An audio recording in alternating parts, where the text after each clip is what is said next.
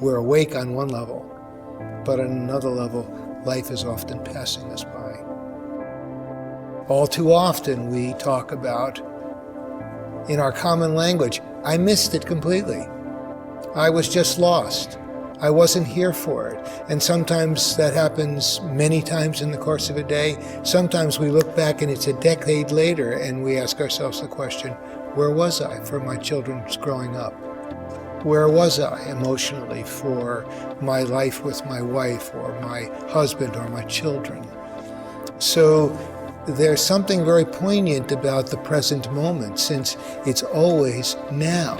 All of the stresses in our lives happen now. All the decisions that we have to make in our lives happen now. And yet often enough, we're living in the past, or we're living in the future, but the past is gone. The future hasn't arrived. But now is right here.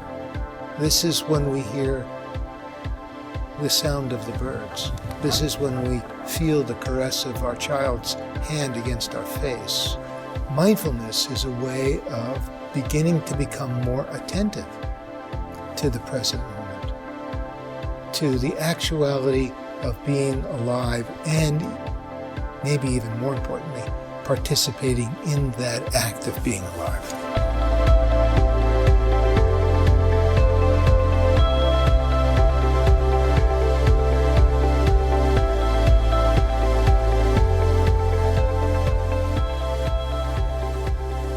Mindfulness is the whole way of living. It's a way of being engaged, deeply connected, and tapping into inner resource that's always available.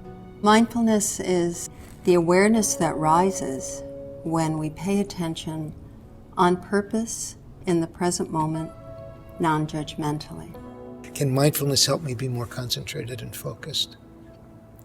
Can mindfulness help me have more of a sense of mental stability, in the sense of, can the mind be more stable, more present, more focused, more directed? When we first wake up in the morning, it might be worth taking a few moments to stop while you're lying there in bed. Take a few breaths. Feel the breath in the body. Open the eyes. Notice the sounds around you, or the light streaming into the room, or the quality of the darkness if it's still dark out. Just those few moments are a way of grounding ourselves on purpose in this present moment. We're all going to be stressed. There's no doubt about it. Stress isn't a bad thing in and of itself. I think there's a real difference between stress and feeling what people often say is, I'm stressed out. Mark Twain said, my life has been filled with terrible tragedies, most of which never happened. And what he was really pointing to in his own unique way, I'm catastrophizing all the time. I'm thinking about things way out in front of me that have never happened. I'm speculating about what will happen, but they haven't happened. There are many things that are stressful to many of us, but even inside that, there's going to be individual differences. Knowing your own self can help so much. It's like saying, when I'm in busy traffic, I tense up. So knowing that can help you not have to just fall into the same old reactive pattern. Then there's meeting it skillfully.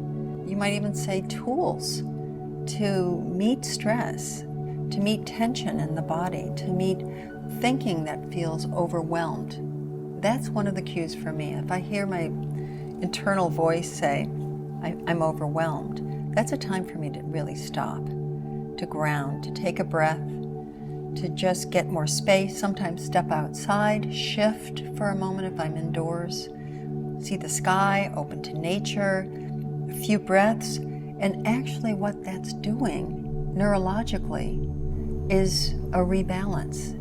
This term balance that comes with meditation or mindfulness, this is a very basic biological definition of where we come into greater restorative state. And it may be many times, many small times during the day that we meet this and we recalibrate. If you've ever stood on one foot to balance, you find that there's tiny little movements, these little rebalancing out of balance, rebalancing out of balance. So it's not some fixed, static state. It's very, very alive.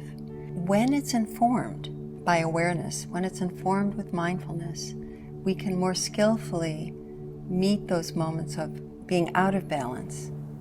You might think of 3 qualities that are involved in mindfulness. One is attention, so choosing to be awake in each moment of being alive.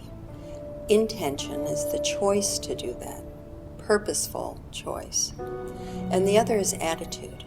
And attitude is the kind of open curiosity that we bring to what we're aware of in the moment. The research has been suggesting that these practices can have a powerful and positive effect on health and well-being across a wide range of medical and psychological conditions. Medicine can do a great deal for us and to us. When you break your leg, you want somebody to do something to you. You want them to set that leg. You want them to do something for you. That's essential. And modern medicine has done a great deal for us that we need.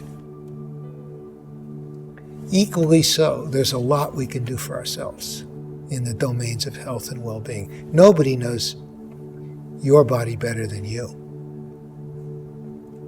And we know as well that about 80 or 90% of our sort of ongoing illnesses are lifestyle related. They're related to behavior. Only we can do something about that. I don't think there's any doubt any longer that the human being, the person, is at the center of their own health and wellness. And that's what we mean when we talk about participatory medicine, is that you want to be a spectator, your health will pass you by. You want to be a participant, it can help you be alive moment by moment and enrich your life. Mindfulness begins to reveal to us our habits, our patterns. Mindfulness is a very good training ground for developing that kind of buoyancy, that kind of stability, that kind of capacity to catch ourselves when we're just moving off into our usual conditioned activities or habits or patterns and saying, wait a second, or we don't always catch ourselves. There's a redeeming quality to the recognition, I just did the same old thing again, because it means we now know it. And so our capacity not only to handle situations differently in the moment is important, but our capacity to, if you will, recover or notice when we've just gone down the same old road we've always gone down. So if we take those as learning moments, which is really a moment of mindfulness, when we're learning from it, because we know it. It's just not automatic any longer. We now know it. We're examining it in some way, not through judgment, not through condemnation, but because we want to know. We want to understand. Because that kind of understanding leads to changes in the way we handle the situation the next time, or the next time, or the next time.